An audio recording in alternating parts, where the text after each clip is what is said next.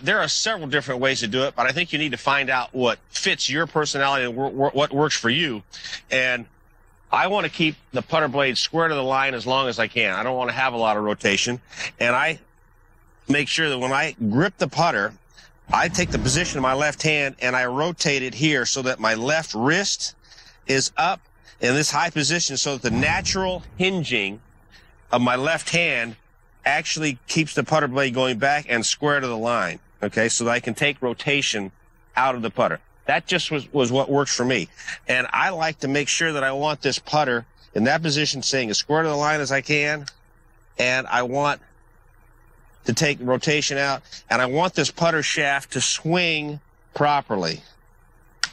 So you think by having that left-hand position where it's at, nice putt, by the way. The key to great putting is the ability to get your body off the line and your putter head on the line you want to start the ball. So I would draw a line on the grass here. This putt breaks a little right to left, so I'll draw this line. Not very good at it, but that's the line.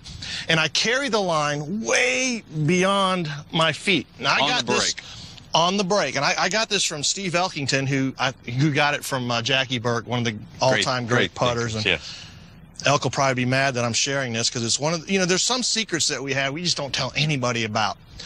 But you want to go from black to white. And the key is to be able to cross over to get your body off the line and get your putter head on the intended line. Everything to the right of the line is black. Right. Everything to the left is white. Why do you want to go black to white? Exactly. And most golfers are better on right to left putts than they are on left to right putts. And the reason is I'm straight behind the ball lining up this putt. If I draw this right to left break, that line is to my left. So I'm in the black. You want to go black to white. I'm already in the black, so it's easy. But on a left to right putt, it's a whole nother animal. And most right-handed players are poor putters on left to right putts. And I'll show you why. Here's the line.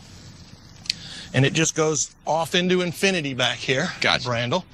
And the key is to be able to, if I'm directly behind the ball here, now that line is to my right. That's the black. I'm standing in the white. Well, we want to go black to white. So what I'll do is I'll cross over into the black. And when I walk in, I cross back into the white. That gets my body off the line and my putter head on the line.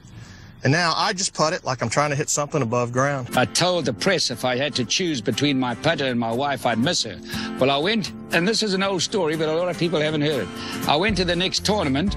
I went into the room looking for my wife, and there was my putter on the bed with a negligee wrapped around it.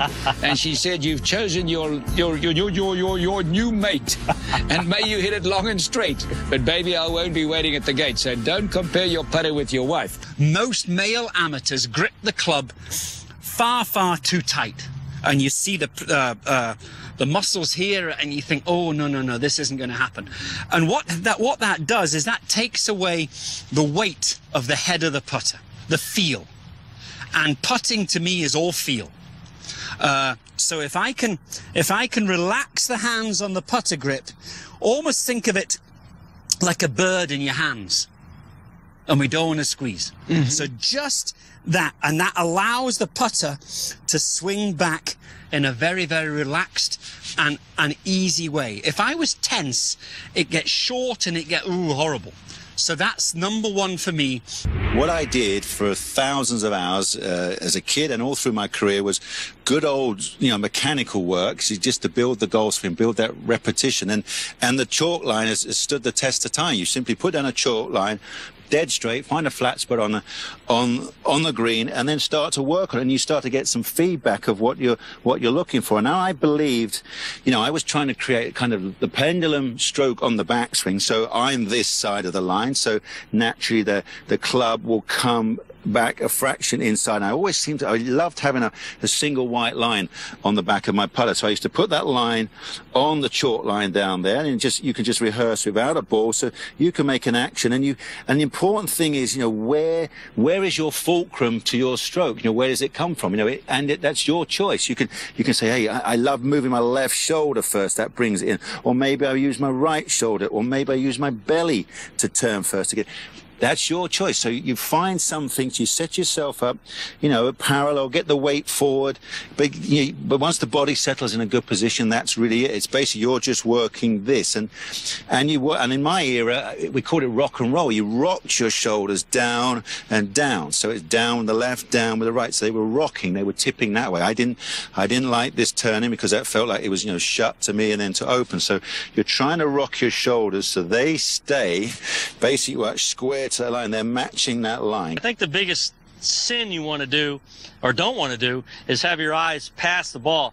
It's really hard to have your eyes over the ball, past the ball, and look back and see your line. It just doesn't work. Optically, it doesn't work that way. Your eyes are here, and you're kind of looking this way, and it just doesn't work. When you back out, you're looking, and your eyes stay on the line, and that way you look back, and I can almost see the line on this particular putt right now. If I was teaching somebody, first of all, I get them to get a nice wide stance. That gives stability here. Then I'd like to see them put both hands facing each other. Now, I like to go left hand below right, and I would teach somebody this purely because it brings the left shoulder forward. So if anything, you're going to get a slightly inside stroke. Sometimes if the left hand is high, your shoulders get open and it could cause you to cut across it, which isn't great for getting the ball to spin down into the hole. Okay, so slightly wide stance, ball position, always about an inch and a half ahead of your sternum to the left-hand side. This encourages, underneath your sternum will be the lowest point of the stroke. After that, the putter's rising a bit. Again, helping to give a little bit of topspin on the ball. And here's one change I make, I think, compared to a lot of players. I like to teach to watch the ball. Now, in modern teaching, or for years, people would say, keep your head still, keep your head still. I actually teach, and I think this is a great thing if it can become a habit. Watch the ball with your eyes. That means your head won't move. So as that ball is traveling out the first couple of feet, my eyes are tracking it. No need to move my head, I can see it. It tracks it for 4 or 5 feet with my eyes, and then my head will move up. If I can make that a discipline, there'll be less chance that I'll move anxiously to see where it's going, because it is absolutely natural for any human being to watch the ball as it's going to the target. That's normal. So why not teach yourself to do it properly? My dad taught me, he taught that the putting stroke was your direction hand, the left hand, okay? And consequently, he didn't want it going like this, nor did he want it opening and closing. I mean, he always taught me to keep the grip vertical going through. Putter stays low, the grip stays through. The most mistakes you'll see most people do that have, let's say, just a normal, like they grip it, maybe interlock it or something, they generally, I'm watching where this grip points. And when they finish, I want this grip to still stay vertical. Can I just stop you in mid-flow there? Sorry to do it. But I know for the viewers at home, and I know we all want to help them, Dad had a wonderful drill for you. Gail Stockton used to hold. Did he not hold the grip of a putter? How far outside your left hand would that be? He would put it out about 4 inches. And then basically, the purpose of this drill? Well, when I putted, my left hand stayed down. I'd hit it the exact same spot. Right. I mean, most people, if you put it out 4 inches, move it a little bit closer, okay, they would end up hitting it, if at all, they'd hit it with their right hand. Right. So in other words, they flip it. And I was taught, I got to the point that I literally, my left hand would go, this is the part I'm trying to put in the hole right here. Right. I was taught that if that goes to the hole, doesn't twitch, doesn't flip back, if it just goes to the hole, the putter's going to follow, and there goes the ball. Something to practice and help you with a little drill. As you can see, I put 2 tees down here, and I have a little bit of space between the putter as you're beginning, but it just gives you an idea of how to keep the putter going back and through and hitting the middle of the face. As you get better, you'll learn to adjust a little bit, and you'll be able to move the tees closer together to where basically you almost have the width of your actual putter head. And once you got it like that, it's so much easier to go ahead and hit the putter and using the ball right in the middle of that putter face. Hitting the middle of the face of your putter, you're going to make more putts. Your speed's going to improve, and you're going to make more putts. Not only do you see Mark's good buddy Tiger Woods constantly putting between 2 tees, but it's a great way to practice indoors. All you got to do is just switch out those tees for maybe a couple of books or 2 sleeves of golf balls. One that I've always worked on when I've putted short putts is when I have a putt this length here, the last thing I look at is I want the ball to hit the back of the cup. Right here. I don't want the ball just to die in here. If it dies in here, that means I'm not hitting the ball squarely. So I'm just trying to dot in the front edge. So I'm always looking at a spot somewhere on the back of the cup, either the top of the cup or somewhere on the grass right here. The other thing that's really crucial on these putts here is making sure the top of your grip keeps going through to the hole. If your top of your grip stops like this, the putter now is either going to go left or push it out to the right. So when you're on a little short putt, a great way to practice a little drill is stand here like this and everything together, push it to the hole. Get another ball. No backstroke, just push it to the hole. Just push it to the hole. Now, you want to sort of feel that extension to the hole. What that's teaching you is I'm pushing with the top of my grip. I'm not pushing any other way other than the top. Now, as you slowly work your way back, same drill, same setup, same grip pressure.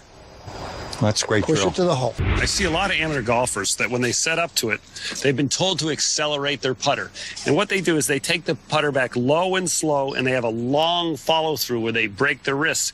What's the mistake is they have a very fast transition. Greg Norman paid me a great compliment a few years ago when he said I had the best transition he'd ever seen. So transition meaning the change from backswing to forward swing. So in order to get rid of this long follow through, I've placed a couple tees right here, right in front of the ball, so that you can't follow through. So you have to hit the ball and have the energy right at the ball. I kind of call this the Gary Player drill because he kind of had that pop sort of stroke. But without a long follow through, I can still hit a really nice putt. Distance is everything. In other words, I don't care what line you have the putt on. If you don't have the right speed, you're not going to make this thing. I putted, when I needed to make a putt, you'd see me, I'd put my ball on the toe of the putter. Yes. And then I would go to the center. And that made me, I didn't have to be perfect with the stroke because I was going out on it. Crenshaw putts like that.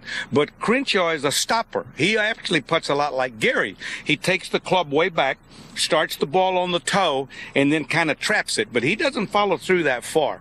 But distance is everything.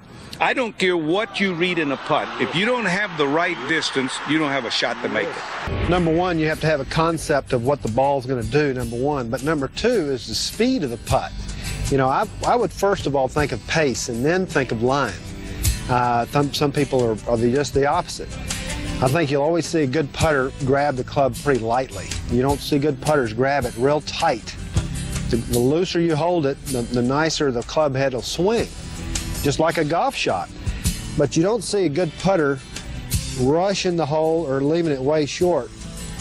But one thing, too, is to be yourself when you putt. It's different strokes for different folks. For everything you tell me in golf, I'll give you a contradiction. Okay. Bobby Locke said to me as a young man, he said, if you got the right speed, you got 4 to 1. So if you hit it hard, that's right. Now if you hit it soft, it can come in here, here, here, and here. You got 4 to 1. 4 to 1 are big odds. So the last thing I'm thinking of, and I had to hold that putter to win Augusta, and make sure I got the right speed, so I got the odds in my favor. Good stuff. Very seldom do I see people come out an hour before and loosen up. And above all, this is where they should spend their time if they want to improve their score. But you've got a sand iron. Sand iron. Now, what I'm going to do now, to that hole 35 foot away, I'm going to putt with the sand iron, but you have to hit it in the equator, right there. If you hit it underneath, it's only going to go here. If you flip it early, it's not going to go. So what this is teaching you to do is to hit the equator and to have good timing and not to break your left wrist down. In other words, that left wrist is going to do that. If you do that, you've had it. So, okay, there's the hole up there. Watch this. Here we go. See, I hit that right in the equator, right in line. I just had to hit it. See that? So that would be a very good drill for most people. For timing and stopping you breaking down. Generally speaking, I always looked at what were my deficiencies. My deficiency was always looking up, moving my head. That's right. Okay, and when I moved my head, then I lifted up and I opened up the putter blade and usually hit it out to the right. So my concentration is to make sure that I keep my head still, and then make sure that I do exactly what I do, not hinge it. Make sure that I carry the stroke through and hit the ball. Make sure that I hit the ball where I line it up on my putter. And that's a pretty common thing to try to do. I was putting so bad one time at the Bob Hope Classic that I said, I'm going to putt like Jack this week. I got my 8802. I can mimic it. He turns his shoulder. He gets his shoulders parallel to the line, even though his hips are 45-degree angle left. And he gets in here and he turns this way. You got to stretch your neck. Yeah, and he stands in here, and he stands in here, and he stands in here, and then he goes like this. And I shot 16 under, lost by 1 shot to Mahaffey, and I didn't use it again. I'm sure. Guys, this is great. I can see them in their living room now. They got the broom over here. Another guy like this. The last piece of the equation is you've got to believe you're going to make it. If you don't believe you're going to make it, you're never going to make it. If you believe you're going to make it, you got a shot.